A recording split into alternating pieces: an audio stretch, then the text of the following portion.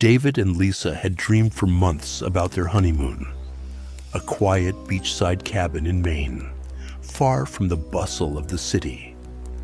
They longed for a peaceful retreat where they could savor each other's company without distraction. The idea of waking up to the gentle crash of waves and the scent of salt and pine was a balm to their busy lives. When they finally arrived on a cloudy afternoon in early October, the air was crisp and cool, carrying the unmistakable freshness of the sea and forest combined.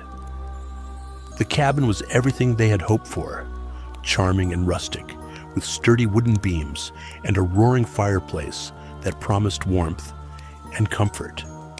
It sat nestled among towering pines, its windows looking out over a rocky shoreline. The quiet was profound, broken only by the occasional call of a distant seabird or the rustle of leaves in the breeze. David and Lisa unpacked their bags with smiles, feeling the weight of the city's noise and stress begin to lift. That first evening, as twilight deepened into night, the wind began to pick up. The trees outside swayed and creaked, and the waves crashed more insistently against the rocks. They sat close by the fire, sharing stories and sipping wine, the flickering flames casting soft shadows on the walls. Suddenly, the lights flickered and then went out, plunging the cabin into darkness.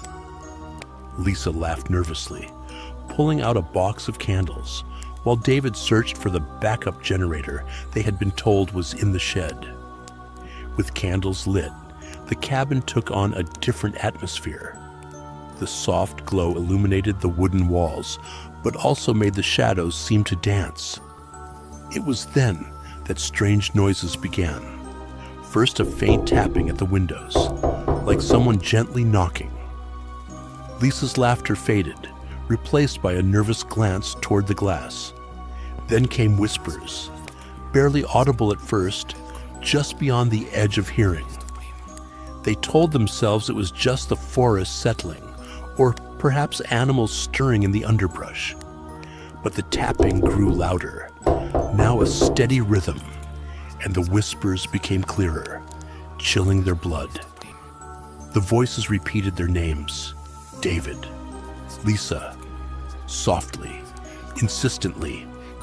Heart pounding, David stood and opened the door, peering out into the thick darkness. All he saw was the rustling of leaves and the shadows of trees swaying in the wind.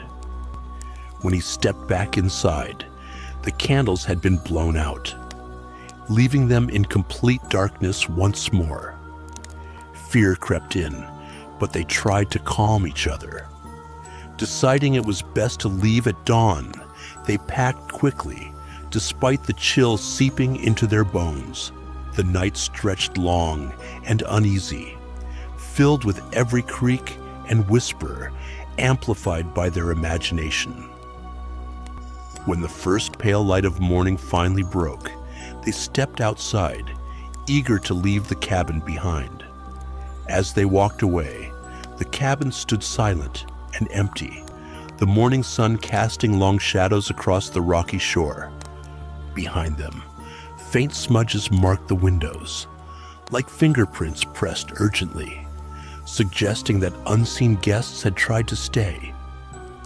Though relieved to escape, David and Lisa carried a quiet unease for weeks afterward, wondering what had whispered their names in the night, and if it had truly ever left.